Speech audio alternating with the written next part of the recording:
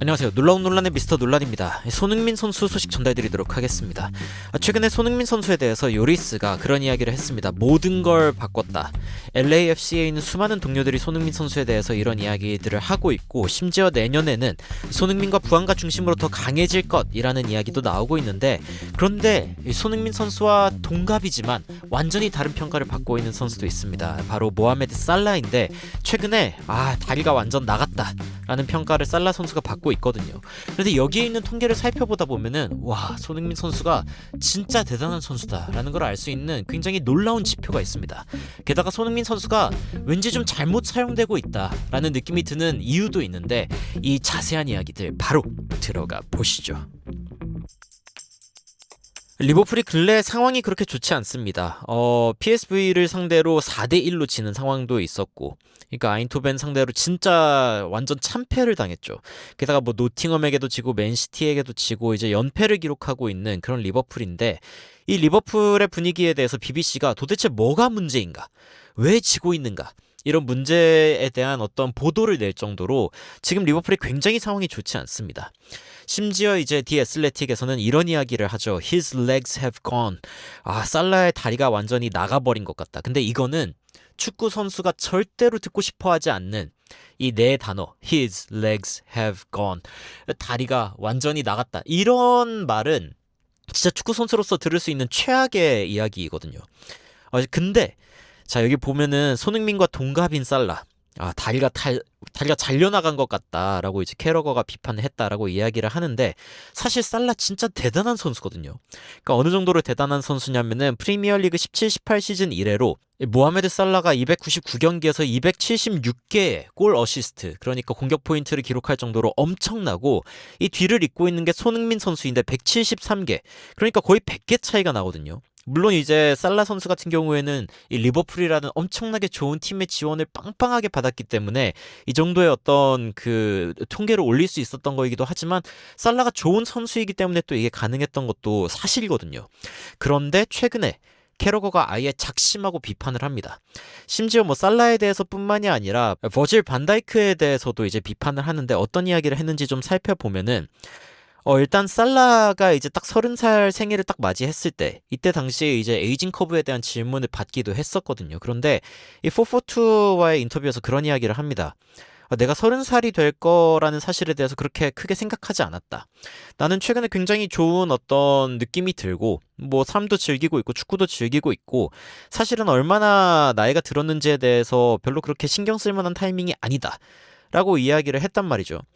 그런데 요즘에는 약간 좀 다른 느낌이 드는 것 같다 라는 이야기를 하면서 구체적인 통계를 제시합니다. 뭐냐면은 이 슬롯 감독 체제에서 확실히 뛰어 들어가는 off the ball run, 그러니까 공을 갖고 있지 않을 때 뛰어가는 횟수가 비약적으로 줄고 있다라는 이야기가 나오는 거죠.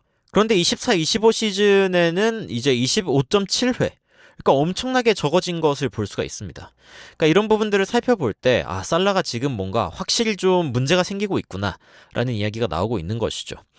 근데 이게 살라에게만 일어나는 일이 아닙니다. 이게 이제 2011년 네빌이 직접 했던 말 중에 하나인데, 이때 당시에 웨스트브롬의 윙어인 제롬 토마스를 상대할 때 뭔가 크리스티아노 로날도 같은 느낌이 들었다. 그러니까 이게 상대가 잘해서가 아니라 본인의 몸 상태가 안 좋아지니까 마치 그냥 상대가 호날두를 상대하는 건가라는 생각이 들었다는 거죠. 이때 당시에 이제 펠란이라는 그 유나이티드 어시스턴트 매니저가 있었는데, 네빌한테 그렇게 이야기를 했다고 해요. 너 완전 여러분들 이제 아는 단어죠. F 단어. 그러니까 나락갔구나. 너 지금 약간 나갔지? 이런 식으로 이제 이야기를 한 건데, 네빌이 그냥 인정을 했어요. 그러니까 이게 뭐냐면 내가 이제 다 됐구나. 이런 거를 인정하는 시기가 이제 필연적으로 축구 선수는 이제 온다는 거고, 이것 때문에 사실 게리 네빌이 은퇴를 결정했다라는 이야기를 해요. 그러니까 게리 네빌이 사실 지속적으로 교체를 하면서 나갈 수 있는 그런 선수도 아니고, 수비수는 일반적으로 이제 경기를 뛰기 시작하면은 끝까지 다 뛰어야 되는데, 뭐 물론 게리 네빌이 그 전에 좋은 활약을 많이 보여주고 맨체스터 유나이티드의 레전드 중 하나라고 이야기를 할 수 있기는 하지만 이 어떤 격차를 느껴버린 순간 그리고 내가 넘을 수 없는 벽이 생겼다라는 어떤 그 느낌이 든 순간 이제 은퇴해야겠다라는 생각을 했다는 거죠. 그러면서 이제 솔 캠벨 같은 경우에는 뭐 네빌과는 좀 다른 경험을 했다고 해요. 뭐냐면은 내가 뭐 다리가 안 좋아서가 아니라 사실상 좀 잘 쉬어야 되는, 그러니까 나이가 들수록 이 회복에 필요한 일수가 좀 더 늘어난다는 거죠. 그러니까 뭐 일주일에 한 경기 정도 뛰면은 괜찮은데, 그런데 뭐 10일에 4경기를 하게 되는 굉장히 치열한 어떤 상황이 일어나 버리면은 그럼 도저히 이제 그렇게 뛸 수가 없다는 거죠.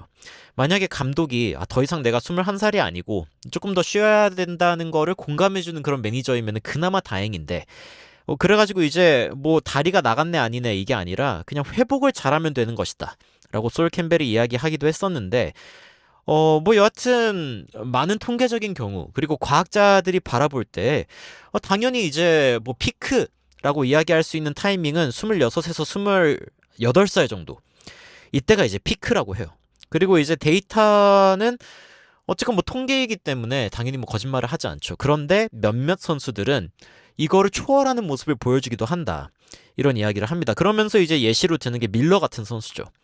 밀러가 이제 37살 때 가장 많이, 그러니까 경기에서 가장 많이 뛰는 선수가 누구인가에 대한 통계에서 맨 위에 1위를 기록한 적이 있거든요. 그러니까 이제 ageless라는 이야기를 옵타에서 이야기하죠. 뭐냐면은 뭐 나이는 숫자일 뿐이다. 근데 이런 경우가 흔한 경우는 아닙니다. 진짜 놀라운 경우죠. 그리고 이제 전 세계에 있는 가장 빠른 선수들이 누구인가를 보면은 확실히 에이징 커브라는 게 있기는 있구나라는 걸 볼 수 있는데, 기본적으로 약간 우하향하는 거를 볼 수 있죠. 그러니까 나이가 들면 들수록 확실히 최고 속도나 아니면 스프린트의 속도가 낮아지는 것은 맞다. 근데 손흥민 선수가 이제 뭐 30살, 31살, 32살 요쪽에 있는데, 근데 손흥민 선수가 그렇다면은 뭐 다리가 다 됐느냐? 절대 아닙니다. 왜냐면은 지난 시즌, 그러니까 24, 25 시즌, 24년부터 25 시즌 그리고 이번 시즌까지 쭉 살펴볼 때 손흥민 선수가 기록했던 최고 속도는 순간 속도이기는 합니다만 35.13km로 당시 프리미어리그에서 9위를 기록했거든요. 그러면서 이제 나오는 이야기 중에 하나가 손흥민 선수가 32살임에도 불구하고 프리미어리그에 있는 그 상황에서 35.13km를 기록하면서 굉장히 빠른 그런 모습을 보여주고 있다. 손흥민 선수에게 더 많은 것들이 나올 수 있을 것 같다 라고 이야기를 하죠. 근데 손흥민 선수가 이제 토트넘에 있을 때 시즌이 사실상 기대 이하의 어떤 시즌을 치르게 됐을 때 뭐 부상에 관련된 이슈도 있었고 여러 가지 이슈도 있었지만, 그중에 가장 큰 문제는 전술적인 문제였습니다. 그리고 이게 사실은 대표팀에서도 반복되고 있고, LA에서는 그나마 좀 나아졌다 싶다가도 LA에서도 지금 똑같은 문제가 발생하고 있구나 싶은 게 바로 이 통계 때문인데, 최근에 이제 2025년에 나온 통계 중에 하나입니다. 이 공격수들이 얼마나 많이 뛰는지에 대한 이야기인데, 여기에 손흥민 선수에 대한 이야기가 나오거든요.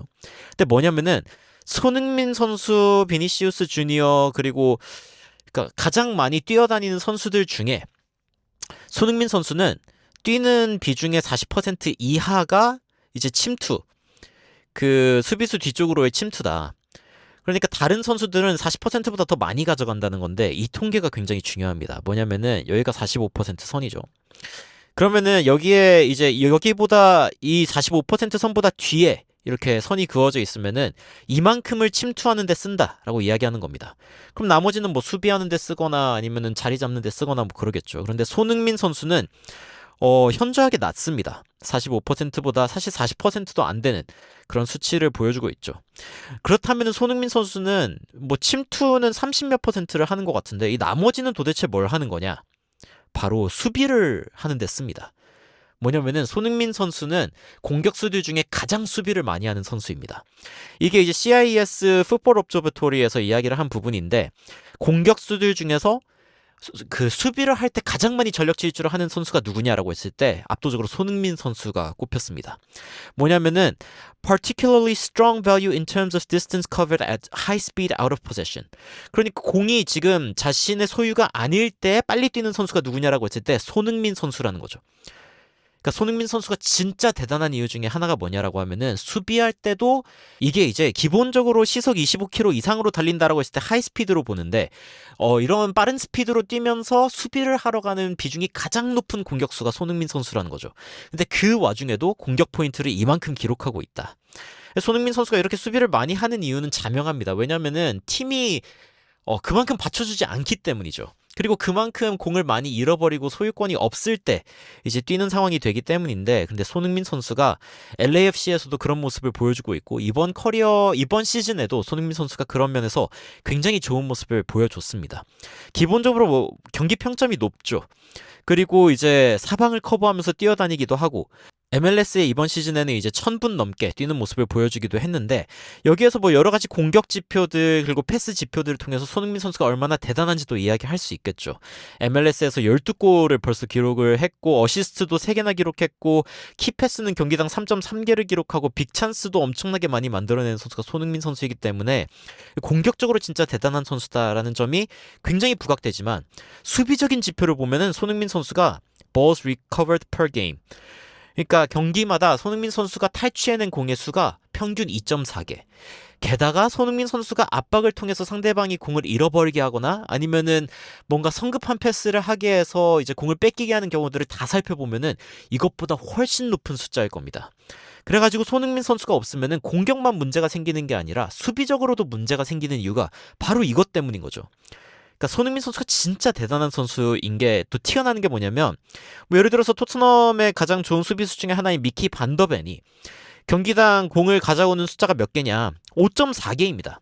그러니까 손흥민 선수 이것의 절반 약간 낮은 정도에 해당하는 2.4개의 공을 가져오는데, 손흥민 선수가 수비수가 아니라 최전방에서 공격하는 선수인데 이 정도를 탈취해낸다는 거 어마무시한 일이거든요. 거기에다가 이번 시즌에 이만큼의 골을 기록할 정도로 24-25 시즌 뭐 통합으로 봤을 때는 23골 16개의 어시스트를 기록하는 모습을 보여주면서 진짜 미친 모습을 보여주고 있습니다. 그러니까 손흥민 선수가 공격만 할 수 있다면 얼마나 많은 공격 포인트를 기록할 수 있을지, 이거는 진짜 상상만 해도 행복한데, 근데 그런 팀을 이제 LAFC가 만들어줄 수 있느냐, 이게 아무래도 문제가 되겠죠. 여하튼 요즘 판다이크도 그렇고 그리고 살라도 그렇고 뭔가 다리가 예전 같지 않다라는 이야기가 나오고 있지만, 근데 캐러거가 마지막에 그런 이야기를 합니다. 리버풀이 안 좋을 때 이 두 선수들이 얼마나 자기 목 이상을 해줬는지를 생각하면은 다른 선수들이 이제는 좀 책임을 지는 모습을 보여주면서 조금 더 이들을 위해서 많이 뛰어줘야 된다. 그러니까 반다이크랑 살라에게 모든 거를 의지할 게 아니라 리버풀의 다른 선수들도 좀 더 잘해줘야 된다라는 이야기를 하는데, 손흥민 선수가 뛰고 있는 팀에서도 똑같이 이야기할 수 있을 것 같습니다. 뭐냐면은 요리스나 아니면 동료들이 이제 손흥민 선수가 모든 걸 바꿨다라고 이야기를 하고 있는데, 이것은 다시 말하면은 손흥민 선수가 그만큼 더 많이 뛰고 있다는 거를 의미하거든요. 무슨 이야기냐면은 이 LAFC의 수비수 세르지 팔렌시아가 그런 이야기를 해요. 우리는 길을 찾지 못하고 있었다. 경기장 안에서도 길을 잃은 모습이었는데 손흥민이 왔고 모든 걸 바꿔놨다. 모든 걸 바꿔놨죠. 손흥민 선수가 앞쪽에서 압박해가지고 공 따내고, 그러면 수비수 입장에서는 수비를 할 횟수도 줄고 공격적으로 나갈 수 있는 어떤 비중도 늘고 경기가 쉽게 이기는 것처럼 흘러가기 시작했고, 우리로 하여금 믿게 만들었다. 그러니까 손흥민 선수가 얼마나 대단한 선수인지가 티나는 그런 부분인 거죠. 그래서 사실은 이 손흥민 선수와 부안가를 중심으로 팀을 짠다면은 LAFC가 내년에는 우승할 수도 있다라는 이야기가 이래서 나오는 겁니다. LAFC has strong core in its place. 그러니까 LAFC가 지금 어떤 코어가 있는데, 우리가 운동할 때도 코어 근육이 있어야 뭔가 몸을 더 잘 쓰고 근육들을 더 잘 활용할 수 있는 것처럼, 이 LAFC는 손흥민이랑 부안가르는 코어가 있기 때문에 다음 시즌 이 체룬돌로 감독 이후의 시대가 더 기대되는 그런 상황이다 라는 이야기가 나오는 것이죠. 이번 시즌은 손흥민 선수를 완벽하게 뭐 받쳐줄 수 있는 팀을 짰다라고 이야기하기 어려운 게, 사실상 손흥민 선수가 고명으로 얹어진 정도의 느낌이었거든요. 물론 그 이상의 엄청난 활약을 해내긴 했지만, 근데 만약에 다음 시즌 이 손흥민 선수를 기준으로, 그리고 부안가를, 손흥민 선수를 뭔가 좀 확실하게 좀 보필할 수 있는 방향으로 팀을 짠다면 얼마나 강해질 수 있을지. 손흥민 선수가 뛰는 비중이 수비적인 비중이 더 높은 게 아니라 공격적인 비중이 더 높아졌을 때, 그러니까 여기가 아니라 한 이 정도로 좀 올라와야겠죠. 손흥민 선수가 뛰는 적어도 50% 이상이 공격적인 침투가 될 때 이 팀이 얼마나 강해지고 얼마나 많은 골을 넣을지, 이거를 상상만 해도 사실은 너무나 좋은데, 손흥민 선수가 잘 활용되는 어떤 환경을 만들 수 있을지, 이런 부분들을 좀 지켜봐야겠죠. 그리고 대표팀에서도 똑같습니다. 대표팀에 가면 손흥민 선수가 수비를 위해서 뛰는 비중이 훨씬 더 높은 것 같아요. 그런데 이 손흥민 선수가 수비적인 비중이 높아지는 게 아니라 공격적인 비중이 더 높아질 수 있게. 사실은 이제 그 국제적인 어떤 기준에서 스트라이커로서 파워포워드다라고 이야기할 수 있는 어떤 기준도 45% 이상이 침투를 위한 어떤 그 스프린트인가. 이게 굉장히 중요하다고 이야기를 하거든요. 그러니까 손흥민 선수도 더 많은 비중의 스프린트가 공격적인 어떤 침투를 위한 거면은 좋겠다라는 생각을 해봅니다. 여하튼 통계를 살펴보면 살펴볼수록 손흥민 선수 정말 대단한 선수입니다. 뭐 요즘에 뭐 살라에 대한 비판이 일고 있기는 하지만, 근데 살라도 이 지금의 전술에서는 좀 잘못 활용되고 있는 게 아닌가라는 이야기들도 나오고 있기는 하거든요. 과연 손흥민 선수는 다가오는 시즌 어떻게 이 팀을 또 바꿔놓을 수 있을지, 그리고 이 팀은 사실은 손흥민 선수를 위해서 얼마나 바뀔 수 있을지, 이거를 지켜봐야 하는 오프 시즌이 아닐까라는 생각을 해봅니다. 여러분들은 오늘 내용 들으시면서 어떤 생각 드셨는지 굉장히 궁금한데요. 댓글로 의견 남겨주시면은 또 재밌는 소식들 그리고 외신들 여러분들께 전달해드리도록 하겠습니다. 이상 놀라운 논란 미스터 논란이었습니다. 시청해주셔서 감사합니다.